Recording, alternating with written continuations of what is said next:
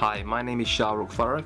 I'm part of Group 48 and I'm on the MDS graduate scheme. I thought it would be a great idea just to go over a few interview application tips and things to consider when applying to the MDS graduate scheme. One thing I most definitely did do before I applied to the MDS graduate scheme was I researched MDS, I researched the members, and I also researched the industry, the fresh food and produce industry. One thing that stood out to me straight away was MDS has a proven track record of graduates finding full-time employment after the graduate scheme. This was very promising and encouraging. I then researched the members and it was very apparent that they took this very seriously too. They completely understood what a graduate would do for their business and the opportunities the member companies would give to the graduates. And I also researched the industry. Although this industry really takes you out your comfort zone and is really challenging, and it gives you a great insight to the farm to fork concept. Now that you've done your application and you've been successful in your application,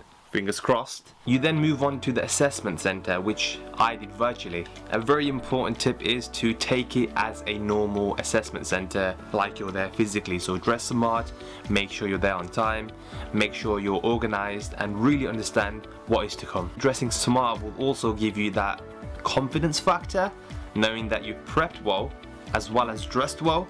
Hopefully you're going to perform well. After you've got into your professional mindset, always ask questions at the end of the interview. I think this really shows you have a real interest and a real passion for getting to know more about the graduate scheme. Oh yeah, I forgot to point out, make sure your room is clear. So make sure there's no distractions in the background. I think some softwares can even blur the background, which is always a positive. The last thing the interviewer wants to see is your smelly pile of gym clothes at the back.